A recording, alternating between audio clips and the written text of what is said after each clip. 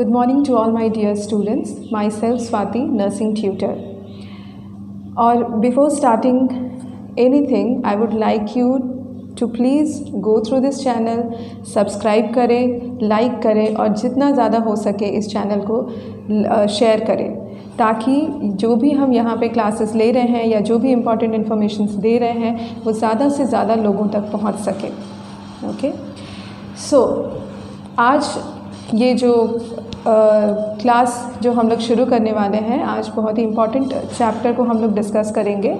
जैसा कि आप स्टूडेंट्स जानते हैं कि मैं आज आप लोगों को फंडामेंटल ऑफ नर्सिंग पढ़ाने वाली हूँ. एंड इसमें से एज़ वी ऑल नो कि लॉकडाउन की वजह से हम लोगों को ऑनलाइन क्लासेस लेना है ताकि हम ज़्यादा से ज़्यादा पोर्शंस को फिनिश कर सकें.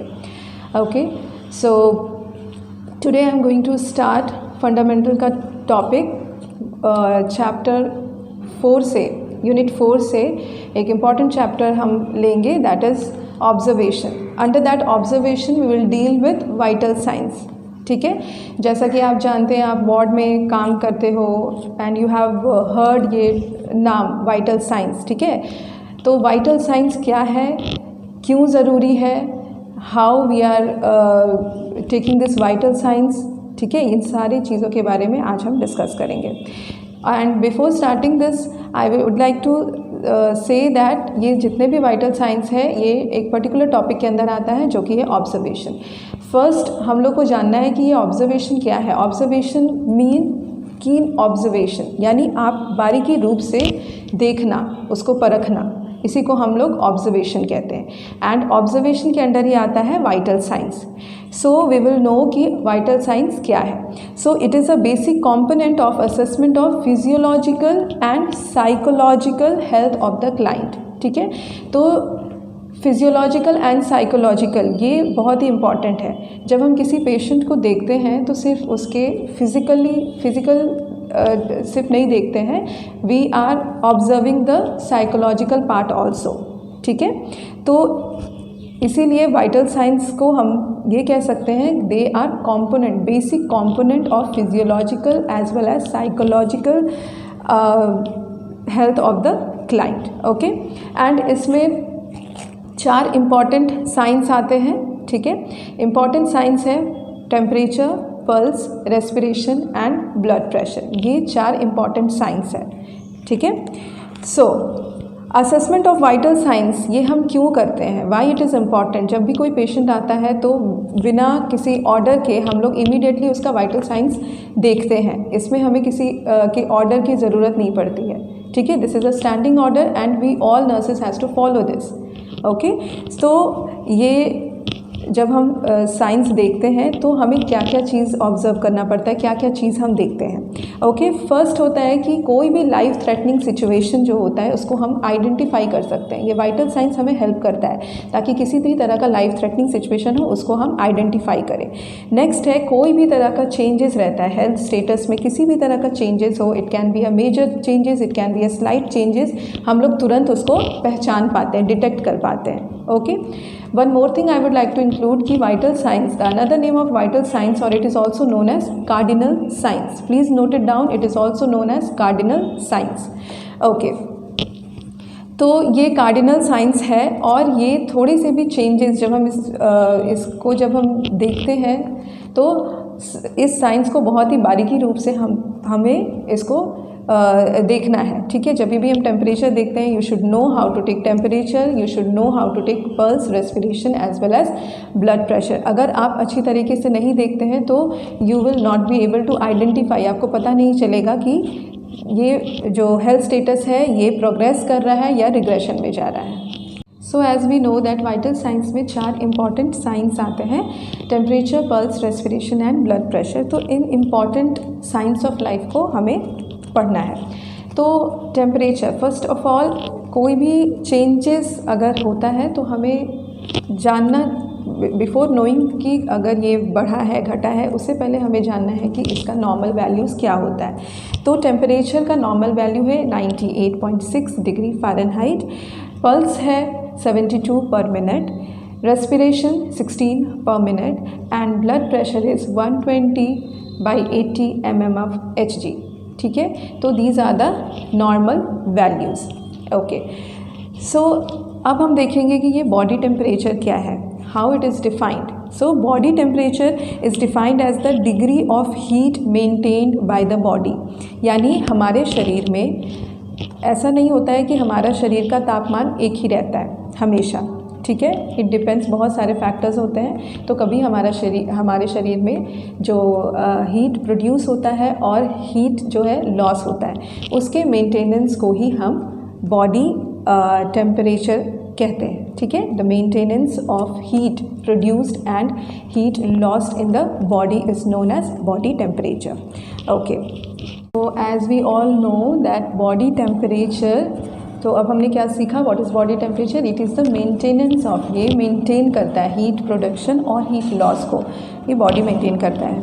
Okay, now we will see कि हमारे शरीर में किस किस वजह से हीट प्रोड्यूस होता है और किस किस वजह से हीट लॉस होता है, क्योंकि यही दो मैकेनिज्म से हमारा बॉडी टेम्परेचर रेगुलेट होता है, ठीक है, that is thermogenesis and thermolysis. So thermogenesis क्या होता है, केमिकल प्रोडक्शन, जैसे हीट कैसे प्रोड्यूस होता है, केमिकल प्रोडक्शन की वजह से। एंड हीट लॉस जो हम लोग लाइसिस के बारे में कहते हैं, lysis itself means break down, ठीक है। तो थर्मोलाइसिस में क्या होता है, ब्रेक डाउन होता है। एंड फिजिकल रेगुलेशन, जब हम फिजिकल रेगुलेशन होता है हमारे बॉडी के थ्रू, तो क्या होता है, लॉस होता है, हीट का लॉस होता है हमारे बॉडी में।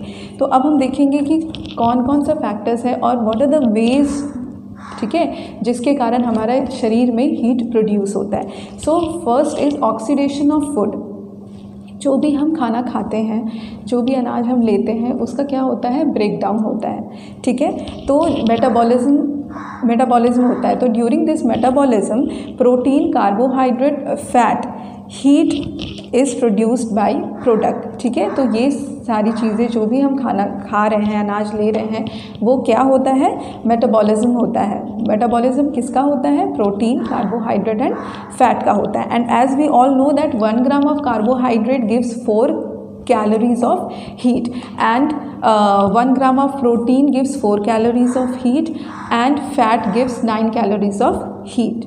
Okay, so ये आपने न्यूट्रिशन में भी पढ़ा होगा। Then another ways of producing heat in the body is exercise. जब हम सब जानते हैं कि जब एक्सरसाइज करते हैं तो automatically we feel heating up of body, ठीक है, हमारा शरीर गर्म होने लगता है, हमें गर्मी लगने लगती है, ठीक है। तो एक्सरसाइज की वजह से हीट प्रोड्यूस होता है। नेक्स्ट है स्ट्रॉन्ग इमोशंस। जब कभी भी हम जब किसी इमोशंस में रहते हैं, फॉर एग्जांपल कि अगर आप बहुत ज़्यादा नर्वस हो, किसी चीज़ को लेके एंजाइटी है आप में, ठीक है, किसी चीज़ को लेके डर है, फियर है, तो इन सब के टाइम में, इमोशनल चेंजेस के टाइम में क्या होता है, ऑटोमेटिकली हमें गर्मी सी लगने लगती है। Okay, so that is what, the production of heat, ठीक है, this is also one way. Then hormonal effect. Okay, तो हार्मोनल इफेक्ट या thyroid gland and adrenal gland, ये सब क्या करता है, हमारे शरीर में गर्मी बढ़ाता है, they raises the temperature in the body, ठीक है। एंड समटाइम्स क्या होता है, changes in the environment, it depends कि आपका वेदर कैसा है। If it is too heat, summer के टाइम पे हमारे शरीर में ऑलरेडी हीट प्रोड्यूस होता है। Okay, and another thing is disease condition की वजह से, किसी तरह की बीमारी से अगर हम ग्रसित हैं तो उसकी वजह से भी हीट प्रोड्यूस होता है, ठीक है। ओके, तो हम लोगों ने अभी देखा कि वेज ऑफ प्रोड्यूसिंग हीट, कैसे हमारे बॉडी में हीट प्रोड्यूस होता है, और अब हम देखेंगे कि हमारे बॉडी में हीट कैसे लॉस होता है। Okay, so ways of losing heat from the body. तो पहला है थ्रू स्किन। ओके, तो हमारे शरीर से थ्रू स्किन, यानी स्किन के थ्रू बहुत ही ज़्यादा हीट लॉस होता है। जैसा कि हम सब जानते हैं कि स्किन जो है हमारा सबसे बड़ा ऑर्गन में आता है, एंड इसमें क्या होता है, it is very important organ भी है हमारा स्किन। तो जो हीट है हमारा, जो रेगुलेशन ऑफ हीट कहाँ से कंट्रोल होता है, हाइपोथैलेमस से, जो कि बहुत ही सेंसिटिव होता है। तो जैसे हमारा बॉडी टेम्परेचर बढ़ता है, ठीक है, किसी भी वे से जब हमारा बॉडी टेम्परेचर बढ़ता है तो डायरेक्टली ब्लड क्या करता है, फ्लो करता है टू द हाइपोथैलेमस, ओके, जो कि बहुत ही sensitive part of the body है।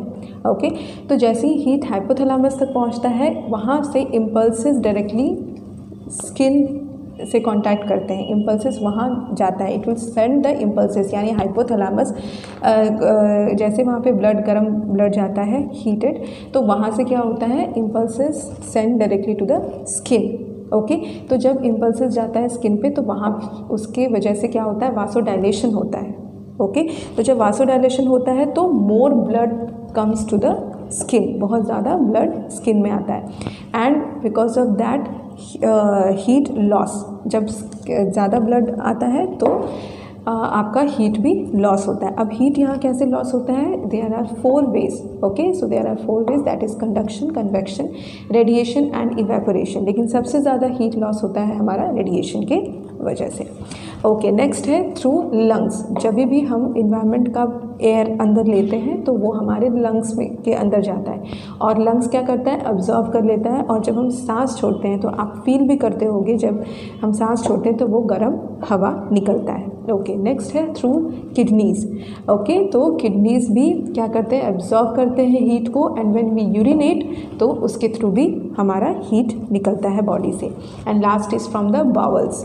ओके तो जो भी स्टूल पास करते हैं, फीसेस पास करते हैं, तो उसके थ्रू भी हमारा हीट लॉस होता है। Okay so today we have seen vital science, ठीक है, about vital science. What is vital science, it is also known as cardinal science, इसको हम वाइटल साइंस क्यों कहते हैं, and we also have seen कि वाइटल साइंस क्यों ज़रूरी है। इसमें हम लोग इंपॉर्टेंट चीज़ क्या देखें, body temperature, pulse, respiration and blood pressure, जो कि 4 इंपॉर्टेंट साइंस ऑफ लाइफ है। देन हम लोगों ने देखा थर्मोजेनेसिस, थर्मोलाइसिस के बारे में, and we have seen ways of heat producing and ways of heat loss. I hope कि आपको ये क्लास समझ में आया होगा। अगर कोई भी डाउट होगा तो प्लीज़ कमेंट बॉक्स में जाइए, अपना कमेंट दीजिए और मैं ज़रूर आपको रिप्लाई करूँगी। Thank you so much.